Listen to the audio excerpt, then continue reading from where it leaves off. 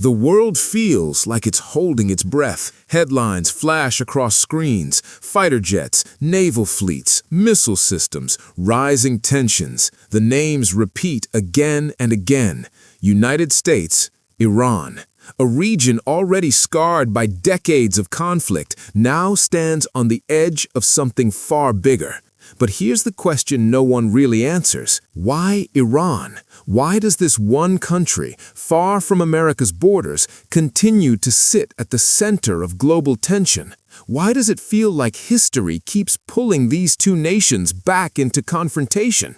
To understand what's happening today, we have to go back, far back, thousands of years back. Because Iran is not just another country. It is one of the oldest continuous civilizations on Earth, long before the United States even existed, before Europe became powerful, before many modern nations were born. There was Persia. Around 550 BCE, a man named Cyrus the Great built one of the first true empires in human history, the Achaemenid Empire. It stretched from India to the Mediterranean. But what made it powerful wasn't just size, it was vision. Cyrus ruled with a system that respected local cultures, religions, and traditions. He didn't just conquer, he organized, he unified. Some historians even call him one of the earliest champions of human rights. Persia became a center of culture, trade, and innovation. Roads connected continents, ideas traveled freely, wealth flowed through its cities, but power always attracts conflict. The Greeks challenged Persia. Then came Alexander the Great, who defeated the empire, but even he was deeply influenced by Persian systems. After his death, Persia rose again under new dynasties. Centuries passed, and Persia adapted. Then came the Islamic conquest in the 7th century.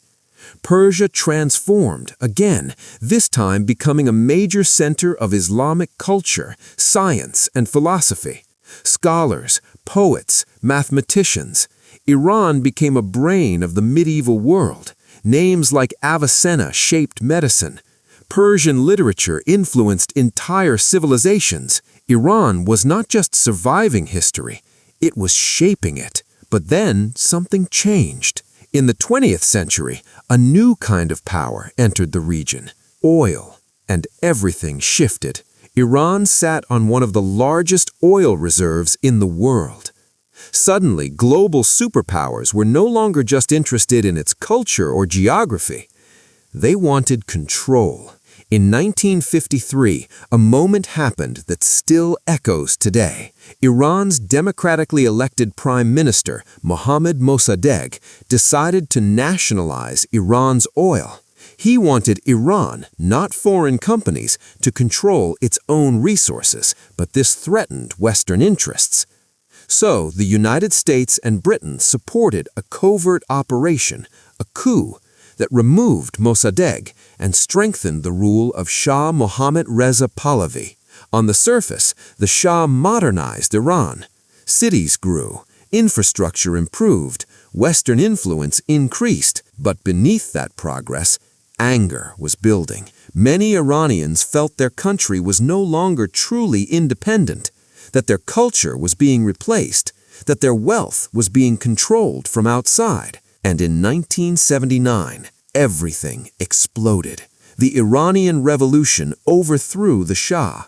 A new system emerged, an Islamic republic led by Ayatollah Khomeini. Iran was no longer aligned with the West. It became something else entirely. A nation deeply rooted in religion, fiercely independent, and openly opposed to American influence. And from that moment, the relationship between the United States and Iran changed forever. Hostility replaced diplomacy. Sanctions replaced cooperation. Suspicion replaced trust. Over the decades, tensions kept growing. Iran developed influence across the Middle East, supporting groups and governments that challenged U.S. allies.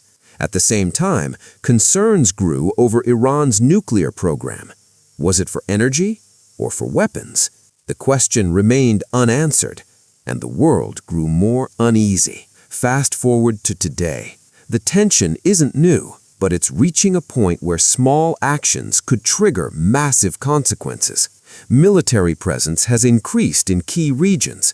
Strategic waterways like the Strait of Hormuz, through which a significant portion of the world's oil passes, have become potential flashpoints. Cyber warfare, proxy conflicts, economic sanctions. This isn't a simple war with clear lines. It's a shadow war, a pressure war, and possibly a prelude to something bigger. But here's the deeper reality most people don't see. This isn't just about two countries. It's about power, control over energy, influence in the Middle East, global dominance.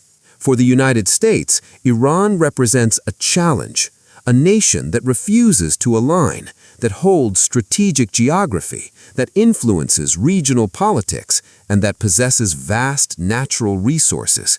For Iran, the United States represents interference, a history of control, sanctions, and pressure. Both sides see themselves as defending something, and that's what makes it dangerous. Because wars don't start when one side is wrong. They start when both sides believe they are right.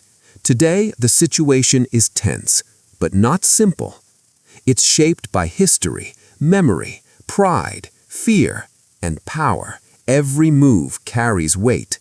Every move is watched. And every mistake could echo across the world. Because if a direct war ever truly begins between these two forces, it won't stay contained. It never does. The story of Iran is not just about conflict. It's about identity. It's about survival. It's about a nation that has existed through empires, invasions, revolutions, and still stands.